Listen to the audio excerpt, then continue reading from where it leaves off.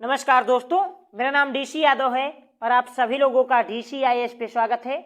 आज हम पढ़ेंगे चार्टर अधिनियम 1853। जानेंगे इसमें क्या क्या प्रावधान है तथा भारत के सामाजिक और आर्थिक जीवन पे इसका क्या प्रभाव पड़ेगा। इससे पहले दोस्तों हम 1773 का रेगुलेटिंग एक्ट पढ़ चुके हैं और 1781 का एक्ट ऑफ सेटलमेंट। हमने जाना कि इसे लाने के पीछे क्या मंशा थी ब्रिटिश संसद की और इसका भारत पे क्या प्रभाव पड़ा। आफ्टर दैट हमने देखा कि 1784 में पिट्स इंडिया एक्ट आता है जिसमें व्यापक बदलाव किए जाते हैं। गवर्नर जनरल की शक्ति को कहीं ना कहीं कम करने की कोशिश की जाती है। बोर्ड ऑफ डायरेक्टर्स का गठन किया जाता है और उसके बाद हम देखते हैं कि 1793 में आता है चार्टर अधिनियम, जो कार्नवालिस की इच्छा का परिणाम है। और 1793 के चार्टर अधिनियम के बाद दोस्तों 1813 में भी चार्टर अधिनियम आता है, 1833 में चार्टर अधिनियम आता है और 1853 में चार्टर अधिनियम आता है। तो आज हम पढ़ेंगे 1853 का चार्टर अधिनियम। इसके बाद चार्टर अधिनियम नहीं आता है क्योंकि 1857 में जो क्रांति होती है प्रथम स्वतंत्रता संग्राम की, उसके बाद ब्रिटिश संसद कंपनी को सीधा अपने हाथों में ले लेती है। तो दोस्तों चलते हैं, अध्ययन करते हैं 1853 के चार्टर अधिनियम के बारे में। दरअसल 1833 का जो चार्टर अधिनियम आया था, इससे पहले उसमें एक विधि आयोग की स्थापना की गई थी। तो उसमें जो विधि आयोग के सदस्य थे, उन सदस्यों को 1853 के चार्टर अधिनियम में गवर्नर जनरल के कार्यकाल का पूर्णकालीन हिस्सा बना दिया गया।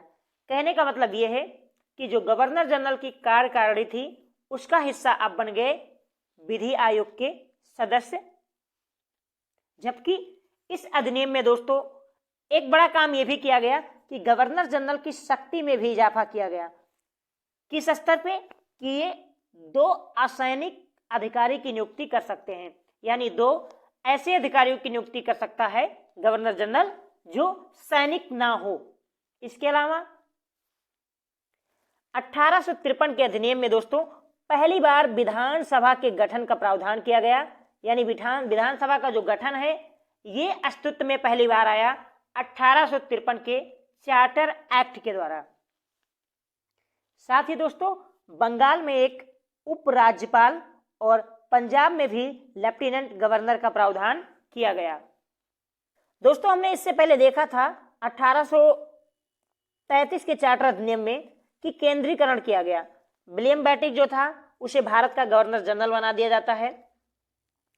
मद्रास प्रेसिडेंसी और बॉम्बे प्रेसिडेंसी की जो कानून बनाने की शक्ति है उसे समाप्त कर दिया जाता है और सारी की सारी शक्तियां जो बंगाल का गवर्नर होता है उसके पास चली जाती है और वो प्रमोट होकर भारत का गवर्नर जनरल बन जाता है।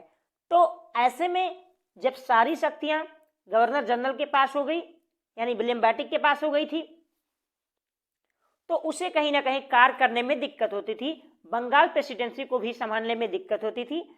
इसे देखते हुए 1853 के अधिनियम में दोस्तों बंगाल में एक उपराज्यपाल की नियुक्ति की जाती है। इसके अलावा पंजाब में लेफ्टिनेंट गवर्नर का भी प्रावधान किया जाता है।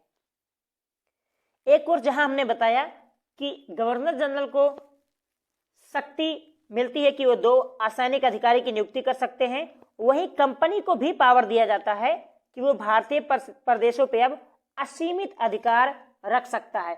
किस लिए? ताकि इसके अधीन जितने क्षेत्र हैं, मतलब जो ब्रिटिश भारत के क्षेत्र थे, उन्हें जब तक चाहे वो अपने कब्जे में रख सकता है। ऐसा प्रावधान किया गया 1853 के चार्टर अधिनियम में कंपनी के लिए।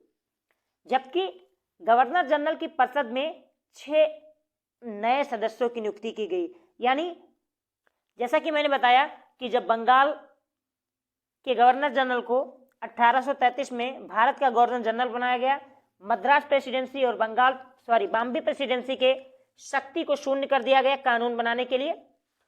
तो इनको कानून बनाने में दिक्कत हो रही थी क्योंकि सारा जिम्मा अब भारत के गवर्नर जनरल के पास आ गया था। और इस समय डलहौजी का शासनकाल हुआ करता था, जो अपने राज्य हड़प नीति के लिए भी बदनाम था। ऐसे में उसे कानून बनाने के लिए और अधिकारियों की आवश्यकता थी। तो इसी को देखते हुए 1853 के चार्टर अधिनियम में 6 और नए सदस्यों की नियुक्ति की गई ताकि कानून निर्माण में उनको सहायता मिल सके। और अगली बात यह दोस्तों कि डायरेक्टर्स जो थे, जो अस्तित्व में आए थे पिट्स इंडिया एक्ट 1784 से, उनका जो संरक्षण था उन्हें समाप्त कर दिया गया और इनकी संख्या पहले 24 हुआ करती थी और इनकी संख्या में भी कमी की गई। अब घटा के कितना कर दिया गया? 18।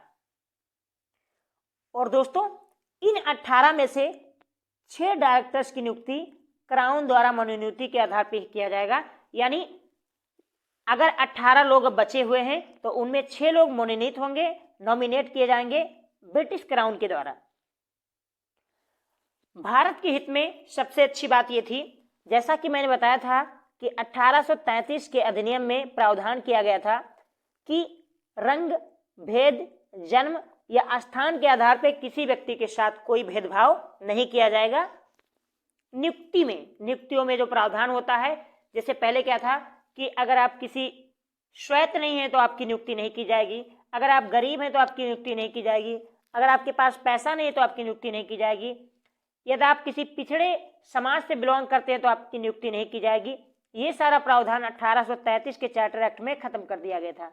अब 1853 में इसको जारी रखा गया, यानी कि रंग भेद नहीं चलेगा, नियुक्ति निष्पक्ष की जाएगी। लेकिन इसमें एक बात और जोड़ा गया कि अब जो नियुक्ति होगी वो प्रतियोगी परीक्षाओं के आधार पर होगी, यानी कॉम्पिटिटिव एग्जाम्स होंगे इसके। और दोस्तों यहीं से निकल के आता है सिविल सेवा 1853 ICS, और जिसके लिए लॉर्ड मैकाले की अध्यक्षता में एक समिति का भी गठन किया जाता है। तो अल्टीमेटली अगर हम डिस्कस की बात करें कि हमने क्या पाया, क्या खोया 1853 के अधिनियम में, तो सबसे बड़ी बात यह है कि 1833 में जो विधि आयोग बनाया गया था, ओके, इस विधि आयोग के जो मेंबर्स थे उन्हें गवर्नर जनरल के कार्यकारिणी में पूर्ण सदस्य बना दिया गया। पहली बात तो ये। इसके अलावा एक विधानसभा के गठन का प्रावधान किया गया, यानी पहली बार विधानसभा का गठन कहां से आया? तो 1853 के चार्टर अधिनियम से आया। इसके अलावा हमने बात की कि इसमें जो डायरेक्टर्स थे उनको जो संरक्षण दिया जाता था वो संरक्षण खत्म कर दिया गया। उनकी संख्या पहले 24 होती थी, अब घटा के 18 कर दी गई। इस 18 में से 6 की मनोनयन होगा ब्रिटिश क्राउन के द्वारा, यानी जो ब्रिटेन के राजा होंगे वो 6 लोगों को नॉमिनेट करेंगे।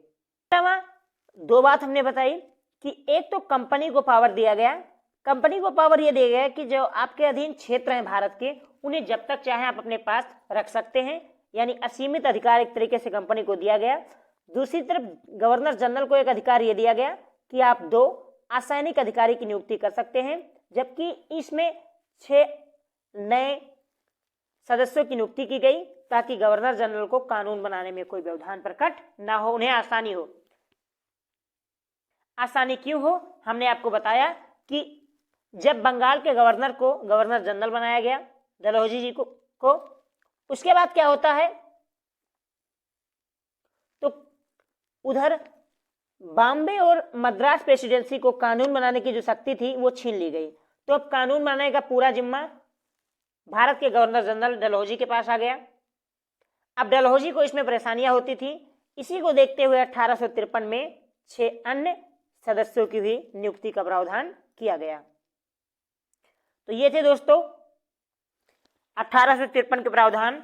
आशा करता हूं कि आपको अच्छा लगा होगा। ये सेशन पसंद आया तो प्लीज लाइक करें, अपने दोस्तों के साथ शेयर करें और नए हैं तो सब्सक्राइब कर लीजिए DCIS इंस्टीट्यूट को।